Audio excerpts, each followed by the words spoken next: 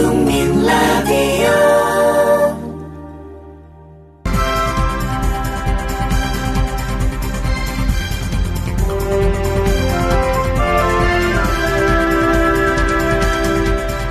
조상훈 김용민의 조간 브리핑.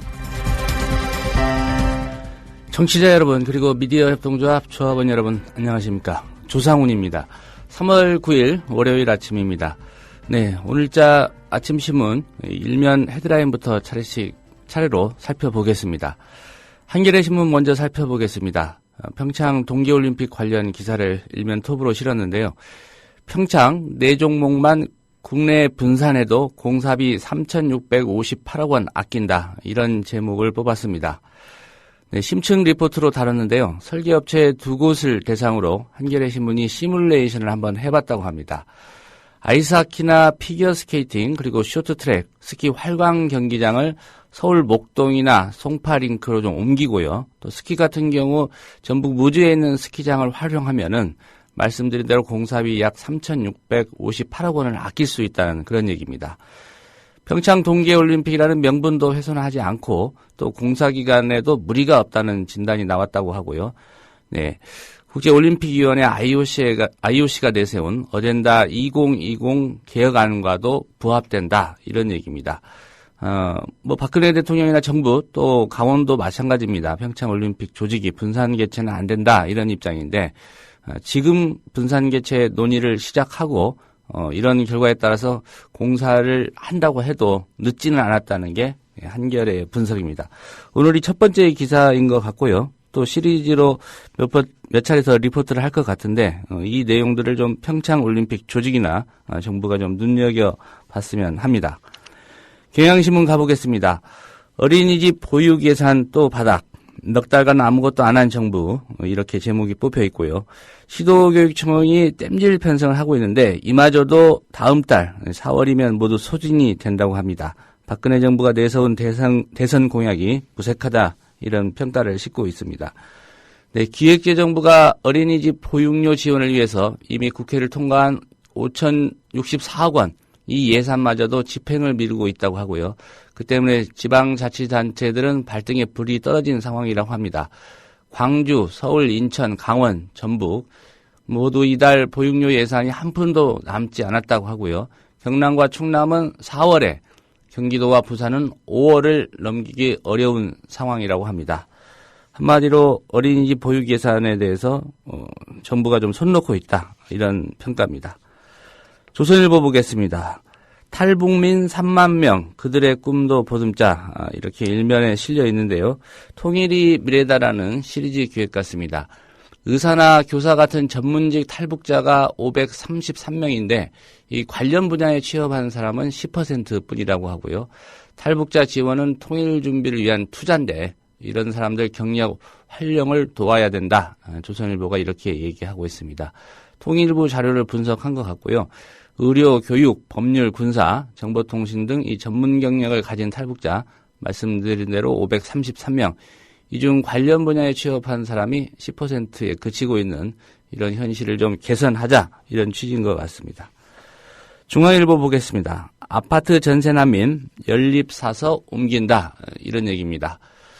아파트 전세가가 폭등하면서 수도권 연립주택 4층 이하 공동주택을 말하는데요. 이 다세대 주택 거래가 빠르게 늘고 있다고 합니다. 전세금을 올려주는 대신에 아예 저렴한 연립이나 다세대 주택을 사버리자는 그런 수요가 급증하고 있다고 합니다. 한국감정원 안에 있는 부동산 연구원이 최근 2년간 수도권 주택 실거래가 신고 자료를 분석해 봤더니 자녀를 둔 서민층이 주로 거주하는 중형주택, 그리고 지난해 중형주택 면적으로 보면 85에서 한 102제곱미터 된다고 합니다. 지난해 매매거래 증가율을 보니까 연립이 37.4%가 늘었고요. 다세대는 37.2%가 늘었다고 합니다. 근데 이게 아파트 그 거래량은 22.8%보다 훨씬 높았다는 얘기입니다. 아파트 전세 구하기 어려우니까 아예 연립을 사서 이사를 간다는 그런 얘기입니다. 동아일보 보겠습니다. 정부와 공기관 지방 이전이 이루어지고 있는데 인구 분산 효과는 사실상 미미하다 이런 얘기입니다. 지역 이주하지 않고 통근하는 이른바 원정 출근이 130만 명이라고 합니다. 공공기관 이전에 따라서 3년 새에 21%가 급증했다고 하고요. 몸은 좀 고달프겠지만 웬만하면 이사 안 가고 이렇게 원정 출근을 한다고 합니다. 이 시도 경계를 넘어서 출근하는 사람들을 원정 출근적으로 분류를 했는데 정부가 공공기관 지방으로 이전하면 수도권 인구가 좀 분산되는 효과가 있을 것이다 이렇게 봤는데 실제는 그렇지 않다는 게 동아일보의 분석입니다. 한국일보 보겠습니다. 국회의원 58% 권역별 비례대표제 찬성한다 이런 조사 결과입니다.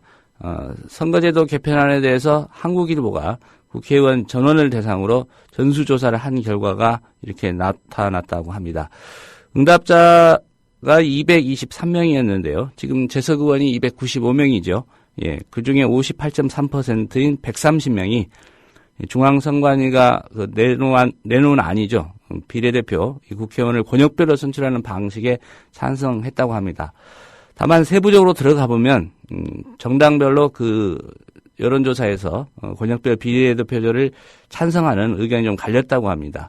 새누리당 같은 경우에 전체 응답자의 65.3%가 현행 제도를 유지해야 된다. 그만큼 좀 반대 의견이 많았다는 얘기죠.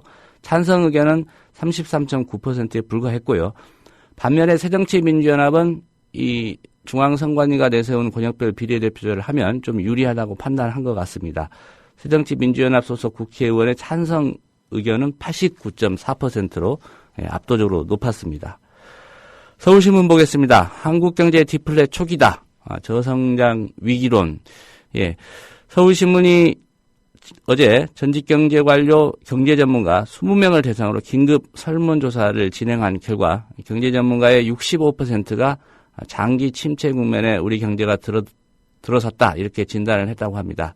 과감하게 금리를 인하해야 되고 또 양적 완화 정책, 금리 인하하면 돈 풀리게 되니까요. 양적 완화 정책을 주문했다고 합니다.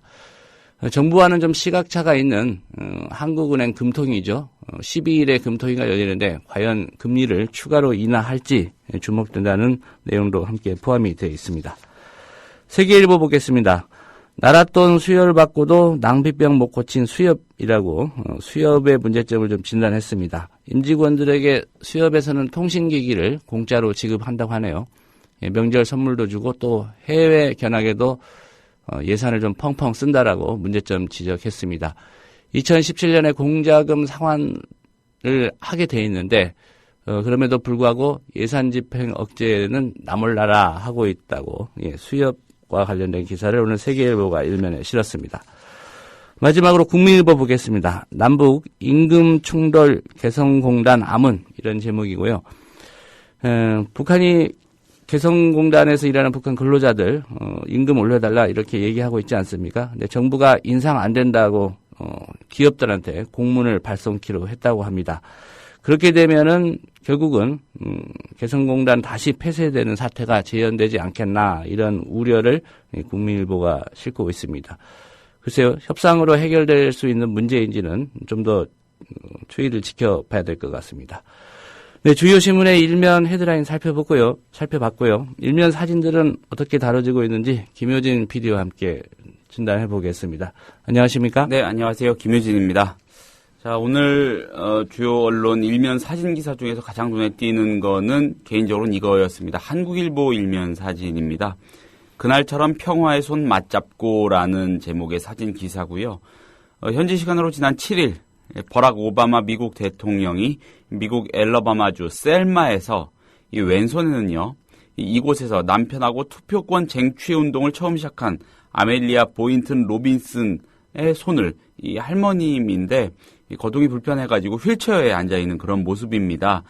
그분의 손을, 오른손에는 존 루이스, 역시 흑인인 존 루이스 엘러바마주 민주당 하원 의원의 손을 잡고 50년 전처럼 에드먼드 패터스 다리 위를 가로지르는 셀마의 행진을 하고 있습니다. 그 뒤로 군중이 운집해 있고요. 셀마 행진이라는 거는 50년 전이죠. 1965년입니다.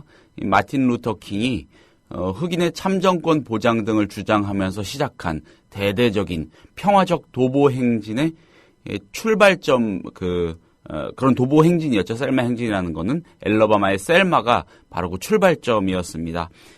그날을 기리면서 오바마 대통령, 또 뭐 미셸 오바마도 있고 그 딸도 있는 것 같고 또 온 가족이 다시 한번 그 행진을 재현하고 있는 그런 모습입니다. 예, 아무래도 저 흑인들하고 백인 경찰들 충돌이 있어서 예. 많은 사람들이 또 그 숨지지 않았습니까? 그렇죠. 예, 그래서 인종 간 갈등 문제가 좀 제기되고 있는 상황인데 네. 그때와 맞추어서 50년 전 그 상황 한번 돌이켜보자 이런 취지인 것 같습니다. 그렇습니다. 뭐 오바마 대통령이 이제 뭐 2기 임기를 다 마무리해가지 않습니까? 조세 정책도 그렇고요. 여러 가지로 초반에 내세웠던 그런 면모를 좀 더 강하게 과시하려고 하는 그런 느낌도 받을 수가 있습니다. 자, 한겨레 일면 사진 기사로 한번 가보겠습니다. 어제가 세계 여성의 날이었습니다. 성평등 세상에 살고 있나요? 라는 제목의 사진 기사입니다.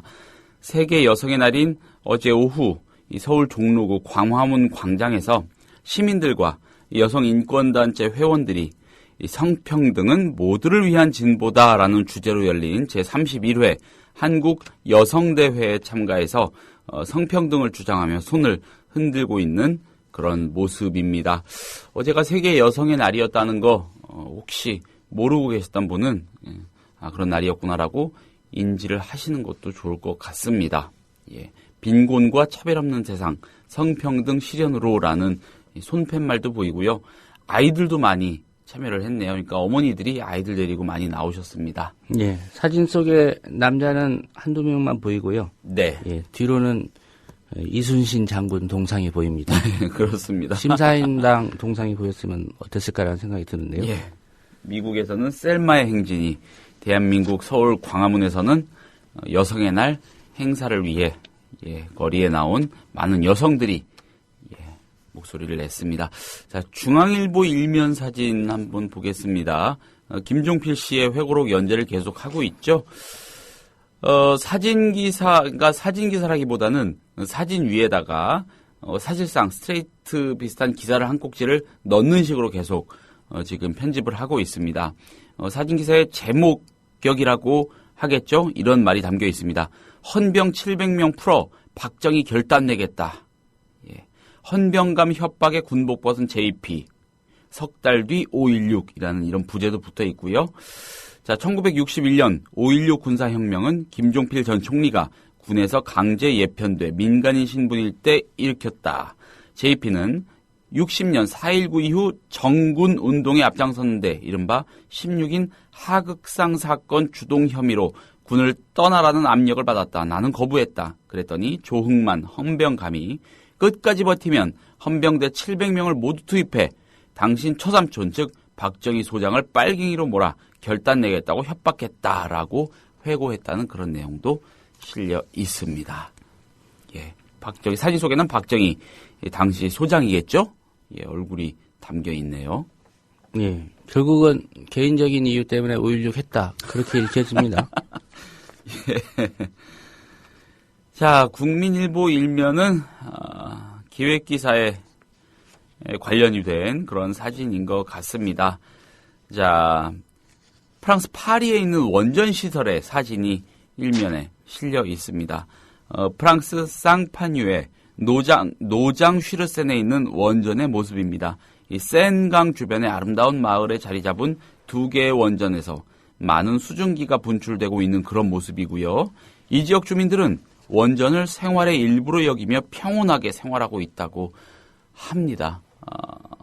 전 세계적으로 또 우리나라에도 사회 곳곳에서 탈핵, 반원전 운동이 용솟음치고 있는 가운데 국민일보는 프랑스의 이 아름다운 원전을 보라 이렇게 부각시키는 기획 기사와 함께 사진 기사까지 실었습니다. 예. 예. 이 기사 쓴 기자는 원전 옆으로 이사를 갈지 모르겠습니다. 그러게 말입니다. 예. 예. 김익중 동국대 교수, 우리나라의 대표적인 탈핵 운동가죠. 프랑스 좋습니다. 원전 많은데도 불구하고 잘 살고 있죠. 사고 날 위험이 우리나라와 함께 세계적으로 가장 높은 국가로 프랑스를 분류하고 있다는 점도 같이 좀 부각을 해줬으면 어떨까라는 생각을 해봅니다. 예. 이사 가서 원전과 공존하시면서 잘 살기 바라겠습니다. 네. 나머지 신문들은 사진이 공통적입니다. 그렇습니다. 예. 다 이 사람 마크 리퍼트 주한 미국 대사의 사진입니다. 그중에서 경향신문 사진 기사로 하나 한 꼭지만 살펴보면 되겠습니다. 경향 포함해서 소개 아직 안 드린 다른 모든 신문은 리퍼트 대사의 바로 이 사진입니다. 병문안 받을 만큼 호전이라는 기사의 제목의 사진 기사입니다. 자, 흉기 공격 당했죠. 세브란스 병원에 입원 중인 마크 리퍼트 주한 미국 대사가 병문안 온 제임스 윈펠드 미 합참 차장과 대화를 나누고 있는 모습입니다. 한국과 일본 등 세계 7개국 주둔 미군 부대를 순방하고 있는 윈펠드 합참 차장은요, 하루 일정으로 한국을 방문했다고 하고, 그 일정 가운데 리퍼트 대사를 병문안했다고 합니다. 뭐 내일이면은 퇴원한다는 그런 말도 있습니다. 예. 얼굴에는 이렇게 투명한 반창고라고 해야 될까요? 붙이고 있는데 조금 볼이 부은 감도 있긴 합니다만은 비교적 건강해 보이고요. 예, 회복은 잘 된 것 같습니다. 예, 이 사진을 사진 기자들이 현장에서 촬영한 게 아니고요. 네. 연세대학교 세브란스 병원이 제공했습니다. 네. 물론 주한 미국 대사관에 승인이 있었겠죠. 그렇겠죠. 예. 예. 오늘 일면 사진 기사는 요 정도 살펴보면 뭐 다 본 거겠습니다. 자, 그러면은 광고 잠시 듣고요. 본격적으로 조간 브리핑 시작을 해 보겠습니다. 국민 라디오가 청취자 여러분들을 위해 선물을 마련했습니다. 3월 4일부터 충무 아트홀에서 공연하는 이은결 더 일루션에 여러분을 초대합니다. 공연에 대한 자세한 내용은 포털 검색창에 이은결 더 일루션을 검색해보세요. 초대권 신청은 국민라디오@gmail.com, 국민라디오@gmail.com으로 하시면 됩니다. 총 40분께 드리며 당첨된 분에게는 이메일로 개별 연락드립니다. 참고하세요. 경아, 오랜만에 경아를 만나서 너무너무 좋군. 저도 좋아요, 선생님. 오늘따라 경아의 얼굴이 유난히 빛이 나는 걸. 마치 밤하늘의 샛별처럼 말이야, 경아. 선생님이야말로 건강한 청년처럼 변하셨어요. 뭐랄까, 그 이전의 무기력한 선생님이 아닌 야성을 다시 찾은 사나이? 처음엔 나도 새싹 땅콩차가 숙취에만 좋은 줄 알았어. 그런데 차를 곁에 두고 마신 지 얼마 후부터 내가 남자였다는 걸 깨닫게 됐지. 어쩐지 오늘따라 활력이 넘친다 했어요, 선생님. 어때, 경아? 뜨거워요. 인터넷 다음에서 전창걸을 검색하시고 전창걸닷컴으로 오세요. 전화주문은 070-8635-1288, 070-8635-1288입니다. 살균 탈취제 요즘 많죠. 향기도 다양하고 성분도 다양한데 우리 아이들 방에 그냥 뿌리기에는 마음에 좀 걸려요. 향기는 좋은데 안심해도 되는 건가요? 아이들이 얼마나 민감한데요. 우리 아이들 방에 뿌리는 건 안심하고 믿을 수 있어야 될 것 같아요. 이제 우리 아이 방을 자연 휴양림으로 만들어주세요. 피톤치드 캡슐 톡톡. 강력한 천연 항균은 기본. 피톤치드의 향기로움을 더해 기억력과 집중력을 향상시킵니다. 베개에 톡톡, 이불에 톡톡. 피톤치드와 함께 편안한 잠자리 톡톡. 검색창에 네이처 아이를 검색해보세요. 전국 약국에서도 판매 중입니다. 냄새 좋지? 엄마, 냄새 좋아. 네, 3월 9일자 아침신문 주요 기사 하나씩 짚어보겠습니다. 먼저 주한 미국 대사 마크 리퍼트 대사 흉기로 공격한 김기종 씨 관련 수사 속보를 좀 살펴볼까요? 네. 자, 중앙일보 3면 기사로 먼저 열어보겠습니다. 경찰 김기종 국보법 위반 수사 착수라는 제목입니다. 경찰이 마크 리퍼트 주한 미국 대사를 흉기로 공격한 김기종 씨, 55살이죠. 이 사람의 국가보안법 위반 여부에 대해서 수사를 벌이고 있다는 소식입니다. 서울경찰청 수사본부가 어제 브리핑을 했네요. 이런 말 했습니다. 김 씨 체포 후 기초 행적 조사 과정에서 수차례 북한의 동조한 활동을 확인했다. 김 씨에게 국가보안법 혐의를 적용하기 위한 수사에 본격 착수했다. 이렇게 말을 했다고 합니다. 이 경찰은요, 김 씨 자택에서 압수한 물품 중 이적성이 강하게 의심되는 서적 등 30점에 대한 감정을 받아 국가보안법 위반 혐의를 확정한다. 이런 방침이라고 하네요. 감정도 받는군요. 예. 예, 이게 이적 표현물인지 뭔지 어디 가서 봤나요? 영화 변호인에서도 나왔죠. 예. 그런 감정. 근데 예. 그때는 보니까 안기부에다 감정을 받는 그 재판 과정에서 좀 드러난 영화가였는데 예. 이런 거는 뭐 북한학 전문가들한테 감정을 받는다는 어떤 리포트가 있더라고요. 그렇군요. 그렇죠. 국정원에다 감정해달라고 하면은 웃기는 거겠죠. 예. 예. 자, 이 김 씨는요, 김기종 씨는 김정일이 저술을 했다고 하죠. 영화예술론의 복사본 한 권과 북한 전통악기를 소개한 조선 민족악기 총서 5권 등 북한 이 원서 6권을 소지했던 것으로 확인이 됐다고 합니다. 뭐 나머지 서적 간행물 24점 중에는요, 이 대법원에서 이적단체 판결을 받았던 범민련 남측본부에서 발간한 민족의 진로, 또 한미연합훈련을 침략으로 규정한 전방위적으로 강화되는 침략적 한미동맹, 김일성의 항일투쟁을 다룬 동학과 주체사상의 만남 등이 포함돼 있었다고 합니다. 글쎄요, 뭐 진짜로 이런 거에 심취해 있었다면은 조금 시대착오적인 그런 마인드에서 벗어나지 못한 인물이었던 건 맞는 것 같습니다만, 이번 사건을 이렇게 또 엮으려고 하는 검경의 모습도 조금 당혹스럽긴 합니다. 자, 경찰은 김 씨의 리포트 대사 공격에 배후나 공범이 있었는지를 확인하기 위한 그런 수사도 계속하고 있다고 합니다. 자, 관련한 기사를 계속 좀 보겠습니다. 국민일보 일면 기사입니다. 국민일보가 또 나름대로 어디서 취재를 해서 듣고 쓴 것 같은데, 김기종, 남한에 김일성만한 지도자 없다라는 워딩을 인용한 제목입니다. 예. 이 김기종 씨가 경찰 조사 과정에서 남한에 김일성만한 지도자는 없다고 발언한 것으로 알려졌다고 하네요. 예. 김 씨로부터 경찰이 압수한 이적 표현물 중에는 이석기 전 통합진보당 의원에게서 압수했던 것과 같은 책자가 포함되어 있었다고 합니다. 왜 안 나오나 했습니다. 이석기와 통합진보당이라는 단어요. 예. 당정청이 이번 사건을 종북 세력의 범행으로 규정한 뒤 수사도 이적성 규명에 초점이 맞춰지고 있다고 하네요. 다만 국민일보는 그럼에도 불구하고 국가보안법을 적용할 스모킹 건, 결정적 증거는 아직 확보되지 않았다고 합니다. 자, 정치권과 수사당국에 따르면 김기종 씨는 경찰 조사를 받으면서 북한에 동조하는 듯한 발언을 수차례 했다는 겁니다. 천안함 폭침에 대한 정부 발표를 믿을 수 없다. 국가보안법은 악법이다. 라는 등의 말을 했다고 하는군요.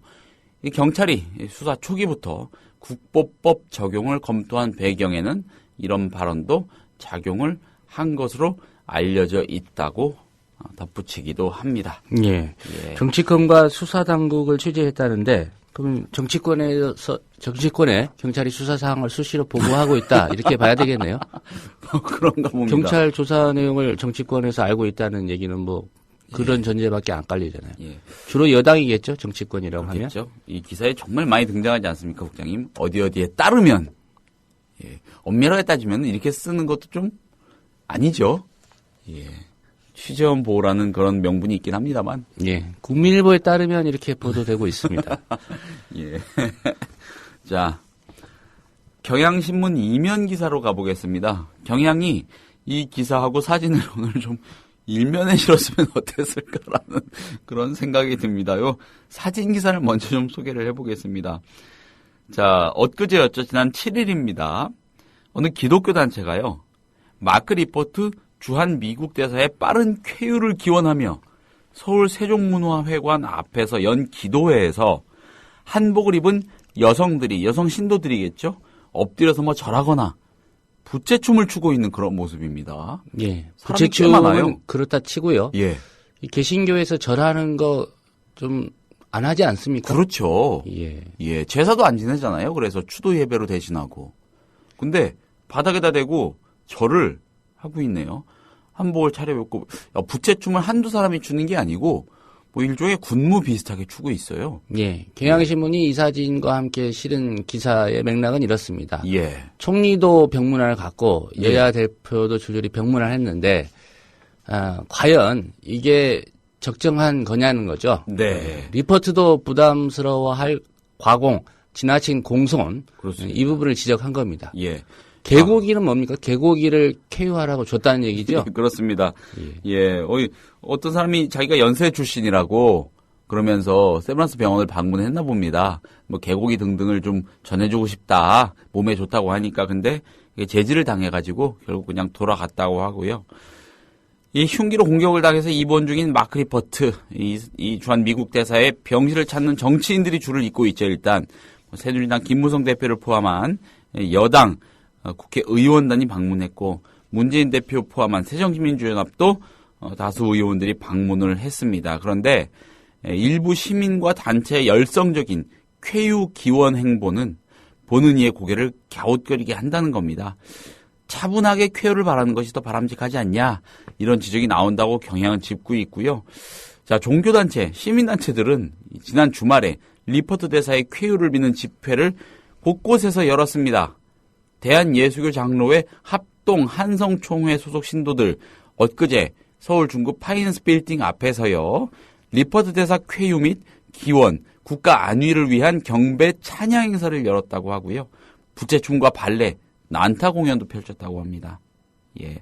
앞에서 잠시 언급을 했습니다마는 연세대 졸업생이라고 밝힌 70대 남성입니다. 대사를 위해 선물을 준비했다면서 개고기와 미역국을 병원에 가져왔다고 하고요. 대사의 빠른 쾌유를 바라는 의미에서 직접 음식을 가져온 것이다 이렇게 했는데 경호팀의 만류로 안내 데스크에서 이런 말을 전하기만 하고 돌아갔다고 합니다. 부채춤 행사, 개고기 선물 이런 거를 AP통신, 뉴욕 데일리, 폭스뉴스 등 외신들도 소개를 했다는데 뭐 일부 누리꾼은 아무리 리퍼트 대사의 쾌유를 빈다고 하지만 너무한다. 뭐 이런 반응을 또 보였다고 합니다. 예. 총리 여야 대표 줄줄이 병문안 했다는데 미국 대사니까 그렇게 하겠지요. 네. 예. 제3세계라든가 어디 뭐 아프리카 어떤 나라의 대사가 이런 피습을 당했다고 하면 가겠습니까?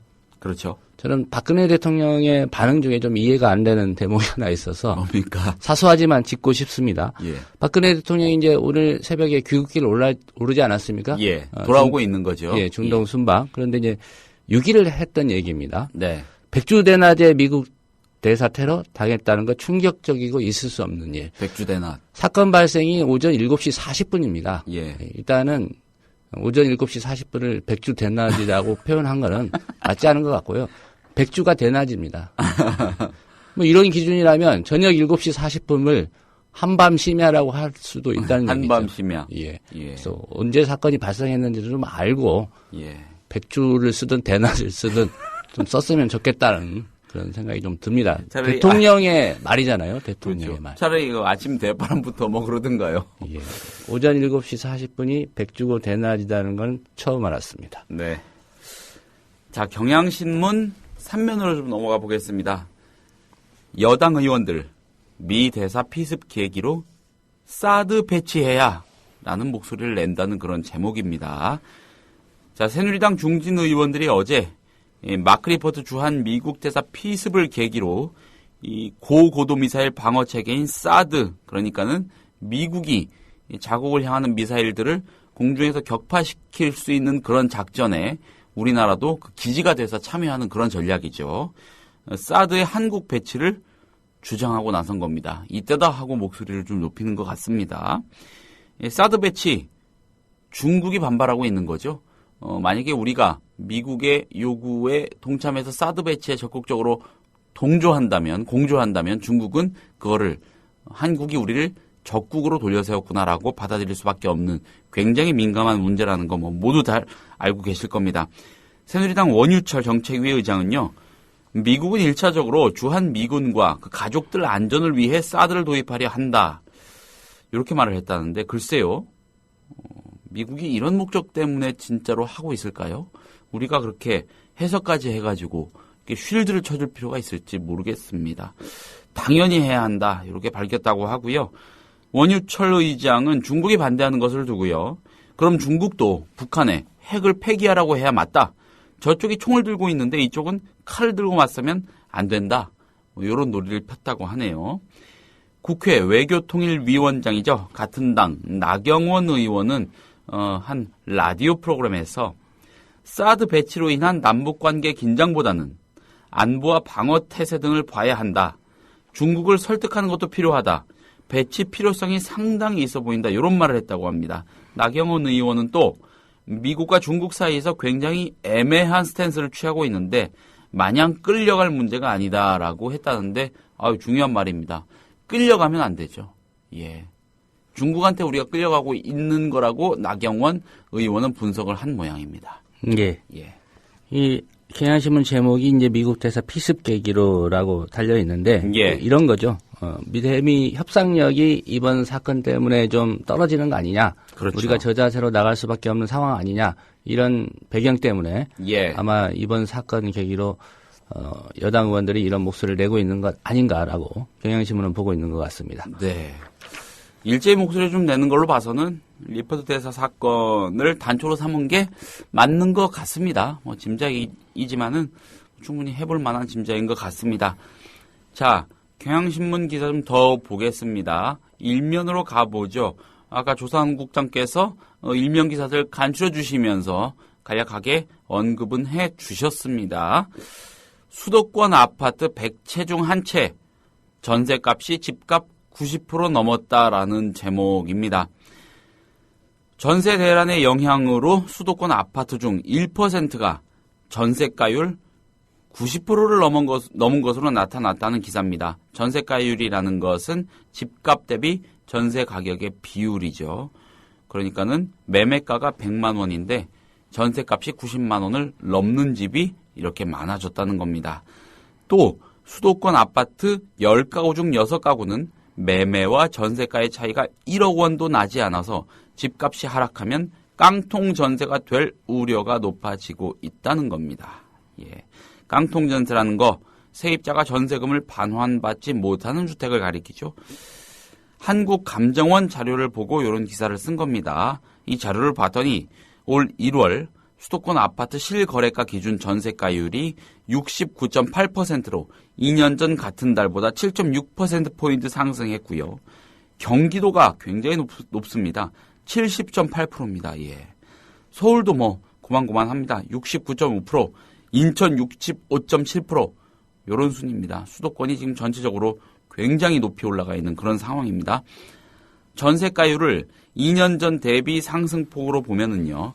서울 서북 지역과 경기 용인시, 부천시가 높았다고 합니다. 예. 서울의 경우 이 중대형 아파트와 전세 가격 3억에서 5억 원 아파트가, 경기 지역은 대형 아파트와 전세 가격 3에서 5억 원 아파트가 전세 가격 비율 상승이 뚜렷했다고 합니다. 자, 특히요. 전세가율 상위 1%인 84개 아파트의 전세 가격 비율 평균은 무려 91.3%였다고 합니다. 2년 전에는 83.3%였다고 하니까 8%포인트 정도 높아진 겁니다. 예. 이들은 집값이 조금만 하락해도 깡통 전세가 될 수 있는 주택들로 주로 중소형 규모 이하, 전세 가격 1억에서 3억 원대 아파트가 많았다고 합니다. 감정원의 최미옥 부동산 연구원장은요. 중저가 전세의 경우는 전세보증금 반환을 보증해줄 보험 상품을 개발하는 등 보완책이 필요하다. 이런 말을 했다고 합니다. 예, 이미 이런 보험이 있습니다. 그런데 한 달에 작게는 한 20만 원에서 굉장히 비싸군요. 예, 몇십만 원도 부담, 보험료가 그렇게 된다고 하는데 이 전세보증금 지금 작은 금액이 아니지 않습니까? 그렇죠. 한 3억 원에서 4억 원, 5억 원까지 되는 전세보증금인데 이거 못 받는 것보다는 그래도 달에 얼마 정도 내고 예. 안심을 하는 게 어떠냐 이런 의견도 있는 것 같은데 각자 또 판단하셔야 될 것 같고요.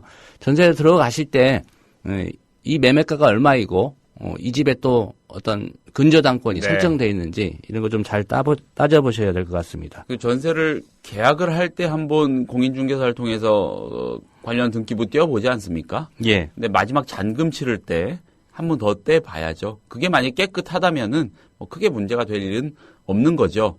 근데 근저당이 조금이라도 설정이 돼 있으면은 요새 워낙 위험이 높으니까 그거는 무조건 한번 재고를 좀 해보시는 게 좋을 것 같습니다.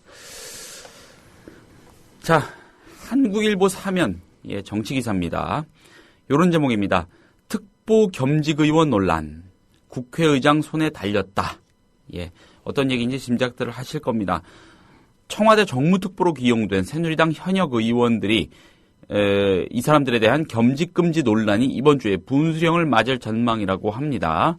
중동 순방에서 돌아오는 박근혜 대통령의 공식 임명 절차와 국회 차원의 유권 해석을 둘러싸고 논란이 증폭될 수 있기 때문입니다.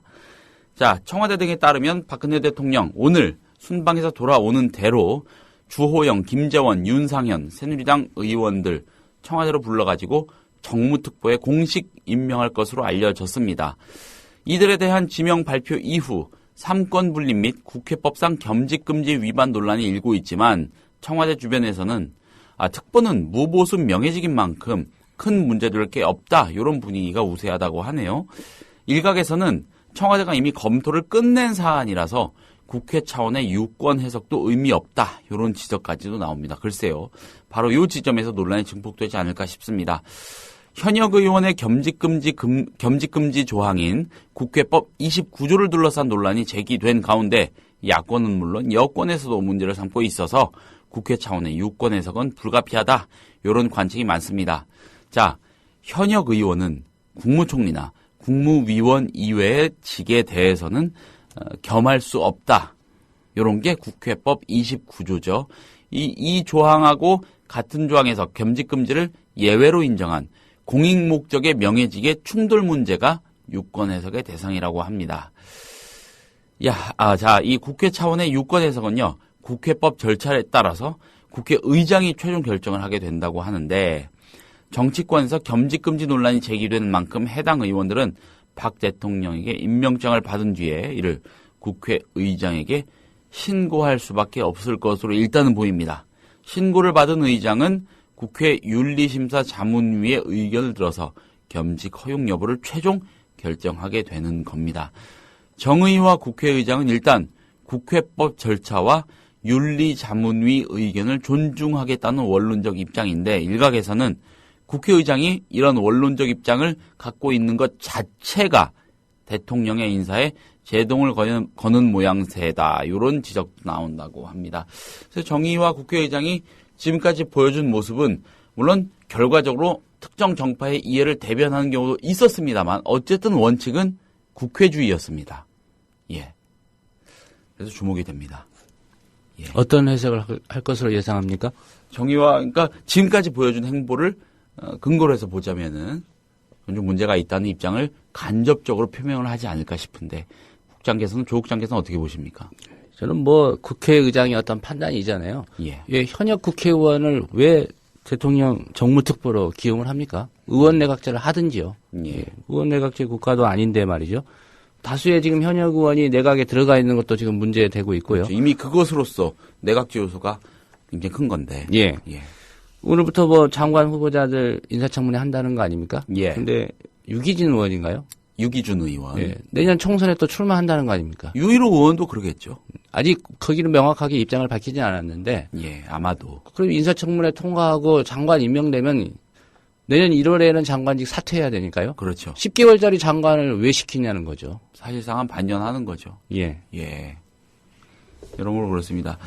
뭐 조금 더 그냥 개인적인 추측을 해보자면 정의와 국회의장은 의회주의 원칙에 따라서 그런 입장 표명을 하지 않을까 싶은데 만약에 그렇다고 하더라도 그거를 또 청와대가 유권 해석을 해가지고 강행하지 않을까라는 그런 전망도 해봅니다.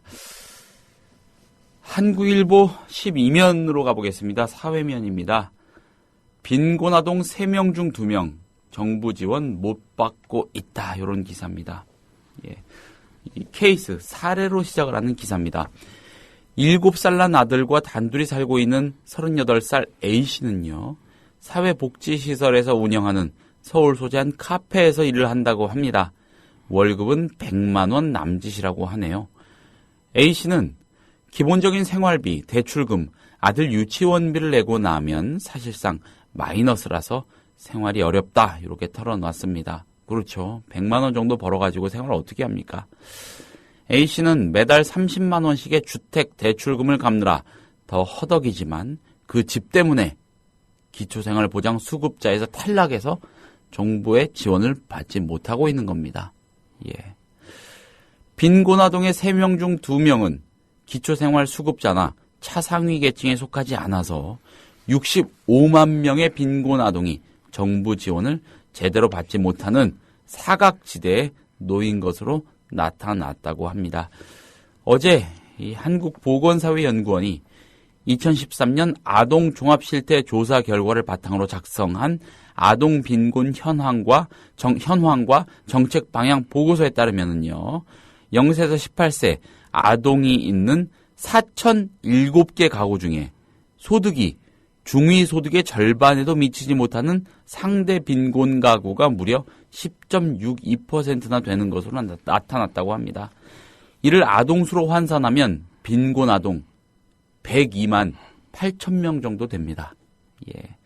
중위소득은요, 모든 가구를 소득 순서대로 줄을 세웠을 때 정확히 중간에 위치한 가구의 소득을 뜻하니까 여기에 절반에도 미치지 못한다는 거는 말 그대로 정말 생활 자체가 어려운 그런 빈곤한 계층을 일컫는 것이겠죠. 자, 최저 생계비에 미치지 못하는 절대 빈곤 가구도 무려 9.45%나 됐다고 합니다. 이 빈곤율은 가처분 소득을 기준으로 계산을 한 것이라고 하고요. 상황이 이러한데도 불구하고 전체 아동 가구 중에 국민기초생활보장이나 차상위 계층으로 정부 지원을 받는 가구는 4%에 불과하다고 하네요. 2012년 말 기준으로 기초생활보장 대상 아동 가구 요건 2.5%에 불과합니다. 차상위층 아동 가구는 더 낮습니다. 1.3%에 그치고 있습니다. 즉 빈곤 아동 102만 8천 명 가운데 37만 6,400명 정도인 36% 정도만 기초생활보장 차상위 지원을 받고 63%는 지원을 못 받고 있는 그런 사각지대에 놓여 있는 셈이라는 겁니다. 예. 예. 최저 생계비 2013년 기준으로 하면 4인 가구 한 달에 154만 6천여 원은 있어야 이게 최저 생계비로 쓸 수 있다는데, 예. 앞에 사례를 든 그 아들과 단둘이 살고 있는 이 가구만 해도 뭐 4인 가구 기준은 아닙니다만은, 예. 월급이 100만 원 남짓밖에 안 된다는 얘기 아닙니까? 그렇죠. 예. 거기서 또 30씩 주택대출 이자로 내고 있다는 거죠. 예. 결국은 이런 사람들 좀 정부가 지원을 해줘야 되는데, 예. 한 60% 넘게는 아예 지원을 못 받고 있다, 이 그렇죠. 얘기죠. 예. 지금 이 알량한 집 한 채 갖고 있는 것 때문에 내지는 뭐 부양의무제 여전히 완전히 개선이 안 됐죠. 요런 각종 장치들이 아마 발목을 잡고 있을 겁니다. 뭐 이거 다 풀어주면은 곳간에 문제가 생긴다 뭐 요런 얘기를 정부와 여권은 계속 하고 있는 것인데, 글쎄 모르겠습니다. 이런 상황에서 뭐 또 술값 올린다고 하고 있고요. 예. 그런 미봉책만 계속 연구하는 정부의 모습 안타깝습니다. 한겨레 8면으로 가보겠습니다. 제목 이렇습니다. 500억 수출 성과 구체적 근거 없어. 예, 이것도 무슨 얘기인지 감들 잡으시겠죠? 박근혜 대통령 중동 순방의 주요 성과로 소개된 보건 의료 분야 사우디아라비아 진출 실적은 구체적 근거가 없는 것으로 한겨레 취재 결과 확인이 됐다고 합니다.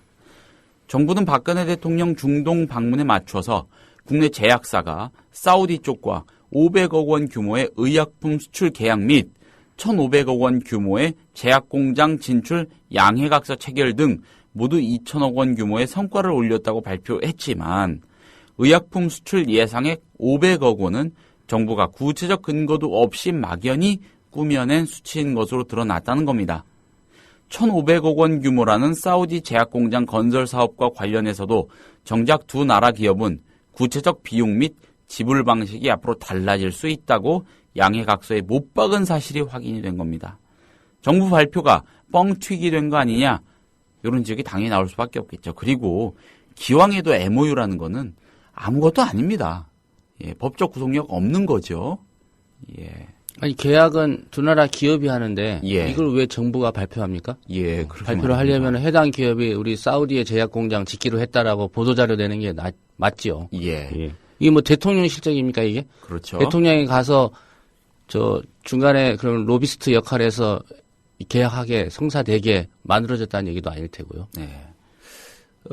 MB 이명박 정권의 해외 자원 개발 사업 지금 뭐 언제 터질지 모를 뿐 뭐 언제는 터질 것 같긴 한데 이때 기억하실 겁니다. 각종 MOU를 체결했다는 근거로 엄청난 이득이 기대된다고 그렇게 부풀렸던 게 다 거짓말이었다는 거 아니겠습니까? MOU는 아무것도 아닙니다. 비슷한 그런 행태를 보이고 있는데 모르겠습니다. 자, 몇 가지 근거를 좀 짚어보겠습니다. 한겨레가 제시한 근거요. 의약품 수출액 500억 원을 산출할 구체적 근거가 없다는 점을 꼽고 있는데 한겨레가 확인을 해보니까요. 사우디 쪽 제약업체인 SPC사와 항암제 수출 등에 관한 양해각서를 주고받은 보령제약 그리고 종근당은 물론 진통제 등 17개 품목을 수출하기로 계약까지 마쳤다는 BC월드제약과 뭐 JW홀딩스 등 관련 4개 제약업체 모두 이 사우디 SPC사와 수출 규모를 구체적으로 합의한 사실이 없다고 합니다. 예. 해당 회사에 확인을 해본 모양입니다. 500억인지 50억인지 500만 원인지 안 할 수도 있는 거고요. 예. 합의한 적이 없다는 거죠. 그렇죠. 예. 정부가 2건이라고 밝힌 의약품 수출 계약 건수도 사실하고 다르다고 합니다. 복지부는요.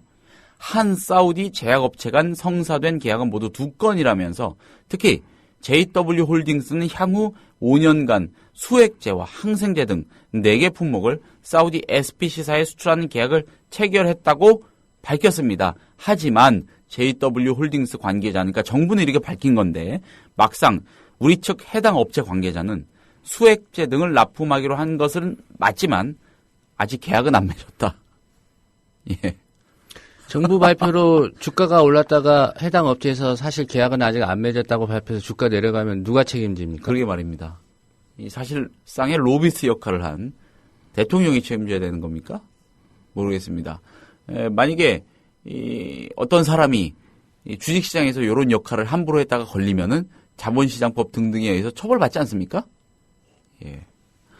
정부가 1,500억 원짜리라고 주장하는 JW홀딩스의 수액공장 건설 사업도 과대포장 논란을 피하기 어려워 보입니다. 이 업체는요, 이 사우디 SPC사와 해당 사업 진행을 위한 양해각서를 주고받긴 받았다고 합니다.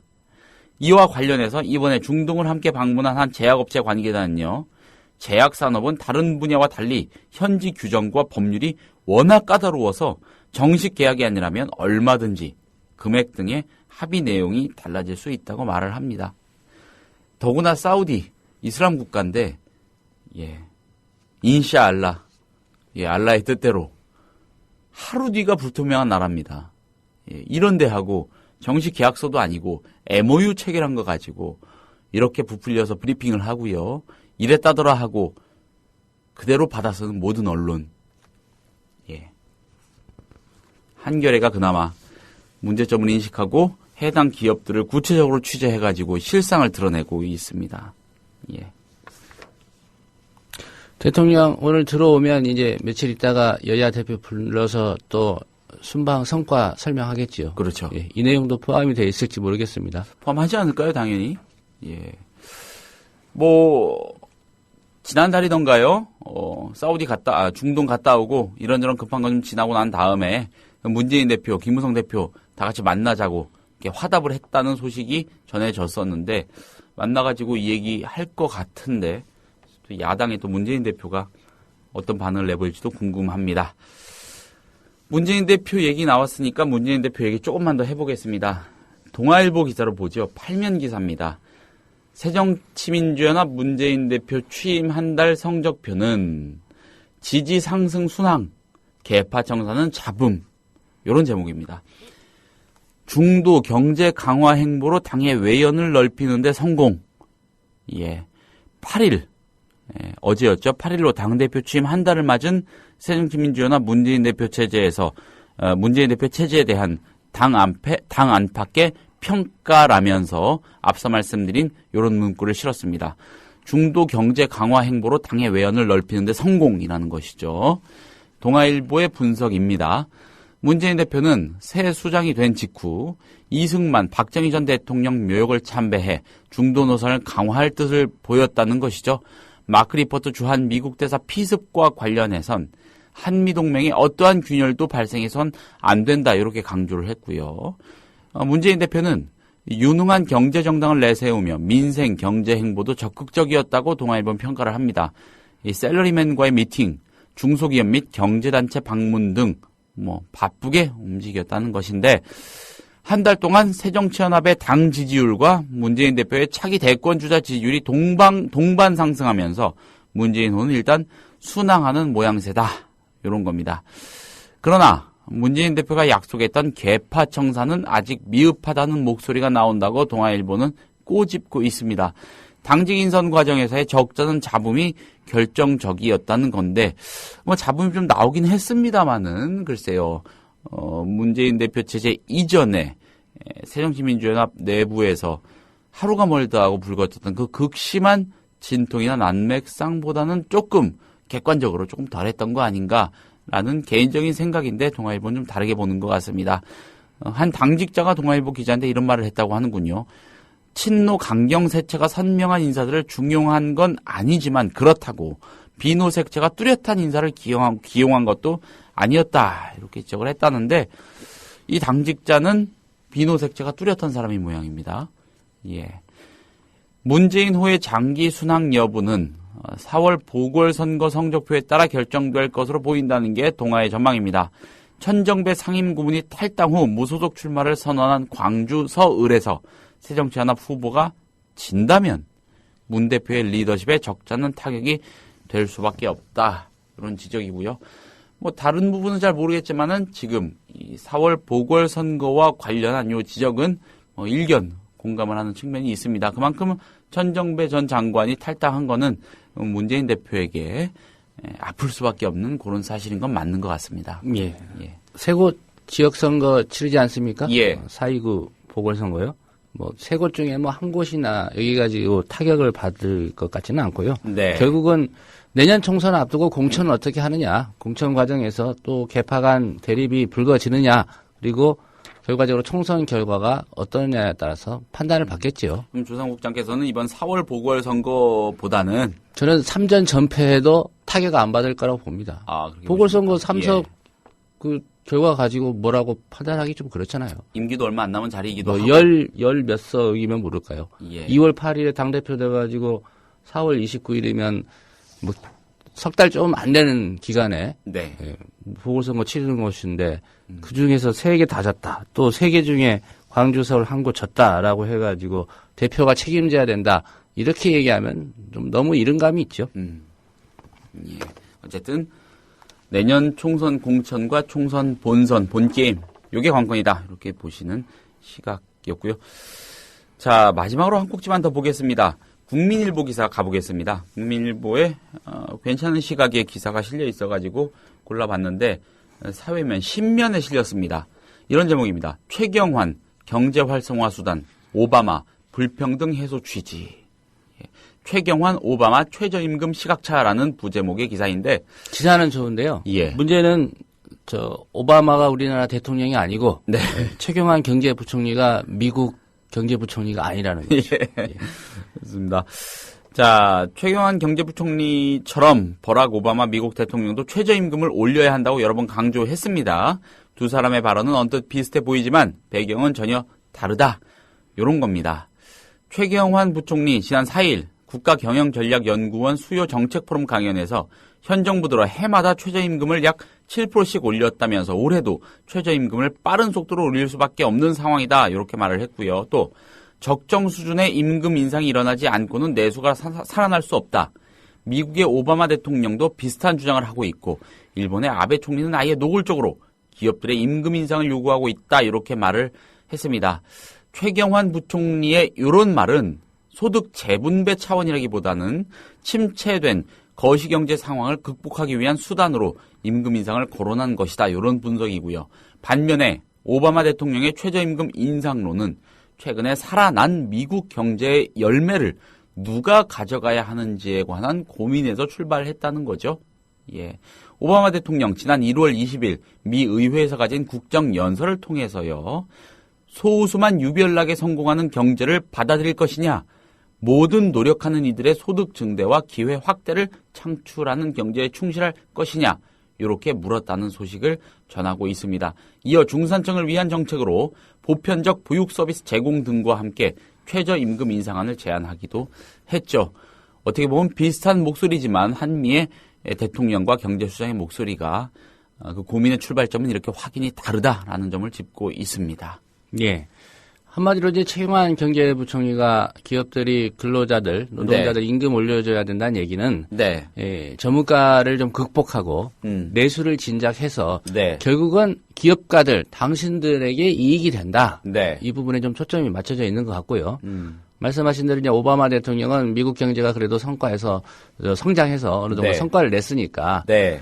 이런 불평등을 좀 극복하고 중산층을 살리는데 초점을 맞춘 그런 발언이다. 이 얘기죠. 그렇습니다. 예. 최경환과 오바마 대통령의 최저임금에 대한 시각차까지 짚어봤고요. 네. 예. 이 기사로 오늘은 마무리를 하겠습니다. 네. 내일 오전 8시에 다시 인사드리겠습니다. 지금까지 저는 조상훈이었고요. 저는 김효준 PD였습니다. 들어주셔서 감사합니다.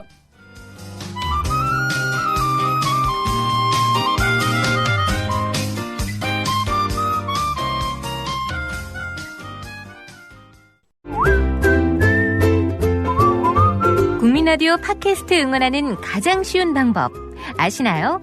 다운로드하기, 별점 주기, 댓글 달기, 구독하기. 국민라디오 팟캐스트 널리 알리는 가장 쉬운 방법. 다운로드하기, 별점 주기, 댓글 달기, 구독하기.